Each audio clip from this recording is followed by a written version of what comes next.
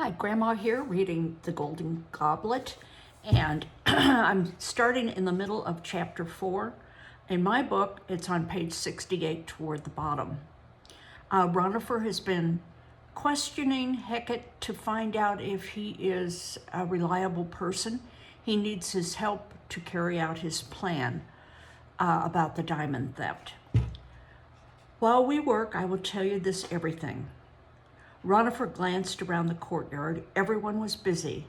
Ibni was nowhere in sight. He took up the snippers. Heqet the tiny measuring scoop, their heads bent close together. Ranofer drew a long breath, hesitated one more anxious moment, then plunged straight into the middle of his story. Heqet, I know who is stealing gold from the shop. Great Ptah's whisker, Heqet snapped up, his jaw dropping. Shh! I know who is stealing, and I know how he's doing it. But are you certain? Oh, I am certain. Then you must tell Rake. Why, it's wonderful. Shh, keep your voice down. I want to tell Rake, but I cannot. Why can you not? Because I've been helping the thief. Heqet became very still without daring to look up. Ranofer whispered, I did not know I was helping, I swear it. I did not even know gold was missing until Rek told me 2 days ago, and then I started thinking. He turned to Heck miserably. It is those wineskins. Wineskins? You saw Ibni try to give me one yesterday. I carried them home. I've been doing it for months, never knowing. Do you see? Ibni is nothing but a tool in the hands of my half-brother. So am I. Heqet's eyes looked into his wide and comprehending. Suddenly, the first craftsman's bellow rang across the courtyard. Well, dreamers, do you mean to stand all day and gawk at one another? Get on with your solder making. Both boys jumped to their work. For a few moments, until Sato returned into the shop, their hands flew and their tugs were still. Then Heqet, straightening from the oven, murmured, You can tell Rake. He would not believe you meant to steal from him. Perhaps not. It makes no difference. It is not Rake, I fear. It is Gaboo. Gaboo?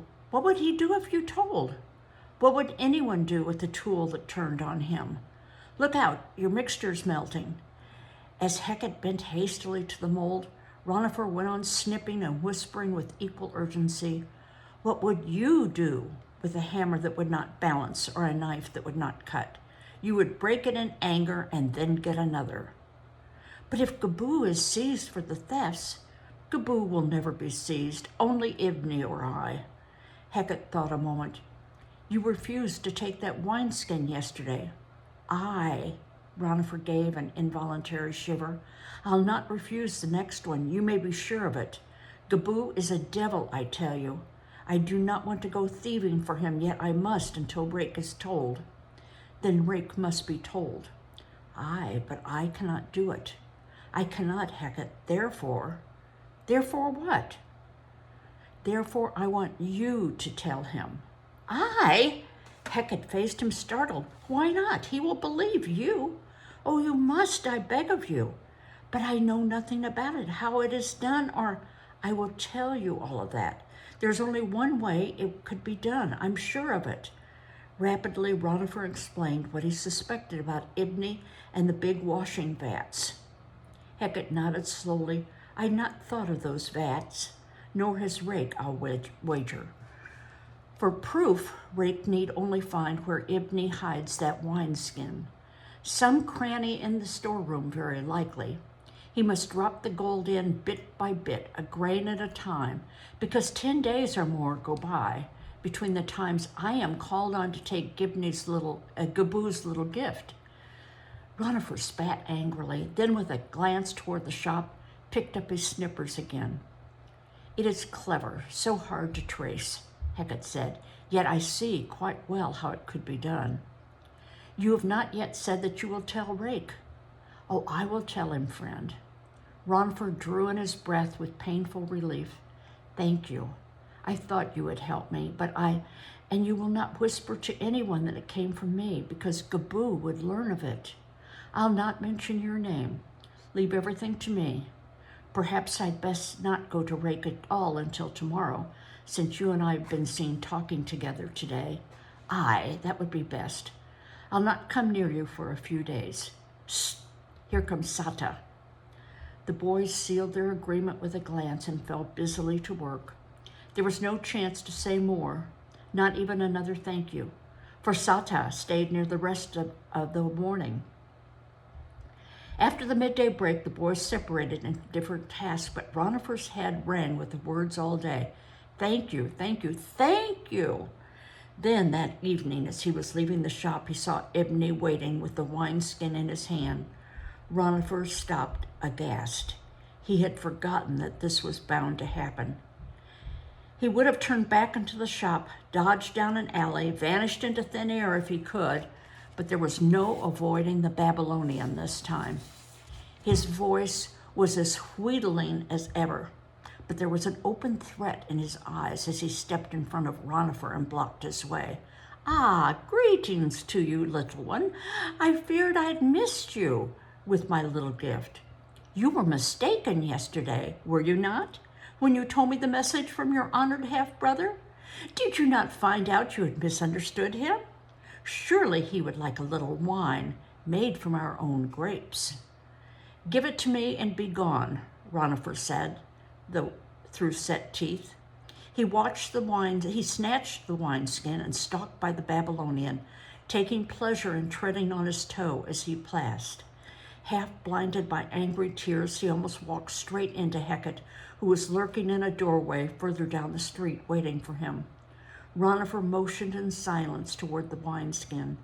Ah, Heqet said, this will spoil our plan for tomorrow, won't it?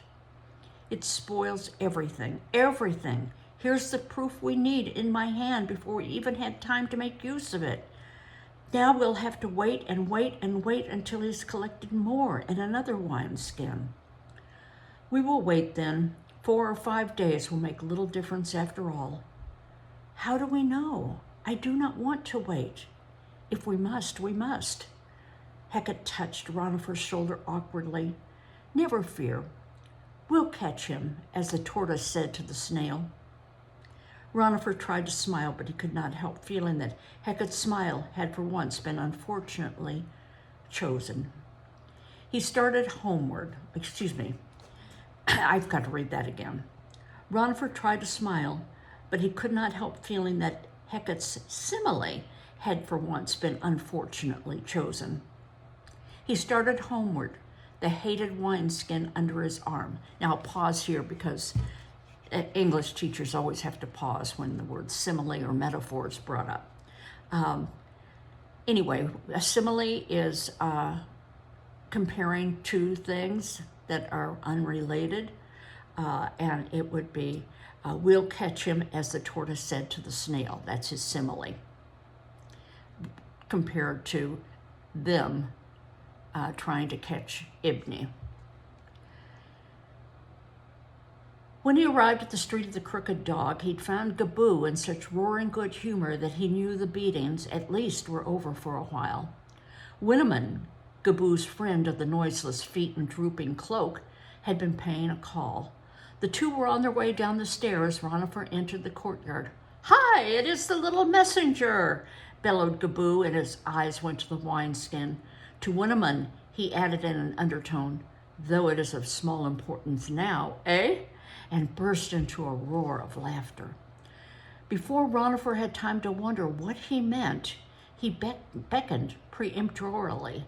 Well, well, come here, messenger, make your delivery and receive your reward. Ranofer approached cautiously, handed the wineskin to him, and jumped back out of range. He did not trust Gaboo's rewards. This time, however, Gaboo paid no attention to him. He was showing the wineskin to Winneman with a grin. A gift from a friend, grown on his own vines, and made by his wife's hand. Is that not touching? A pity we cannot drink it. Ranofer did not think so. It was obvious Gaboo had drunk a great deal of wine already. He started for the storeroom to see if there was anything to eat. Stay! Do you not want the reward I promised? Gaboo shouted. I had that yesterday, Ranofer muttered. So you did, but you'll like this one better, I dare say. There was a metallic clink on the pavement behind Ranofer. He whirled in astonishment and saw a copper ring coin lying there. Well, pick it up. Pick it up. Do you think it is a scorpion? Now go buy food and eat it. I can count every rib in your back. First, take this wineskin up to my... Goblet stopped abruptly, then grinned at Winneman and finished, Nay, I will take it. He staggered noisily up the stairs. While he was gone, Ranofer stood clutching his copper and enduring Winneman's steady, bright-eyed gaze. It made every hair on his head prickle, and it seemed to go on forever. At last, Goblet reappeared, however, singing at the top of his voice. Without taking further notice of Ranofer, the two left the courtyard and started down the street in the direction of the docks.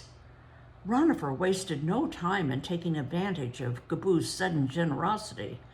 The moment the sound of raucous singing had faded around the corner, he slipped out of the gate and ran in the opposite direction. With luck, Kai the baker's boy would have a few loaves left, and he could eat his fill for once. Well, don't you wonder what on earth made Goblet so happy and jolly?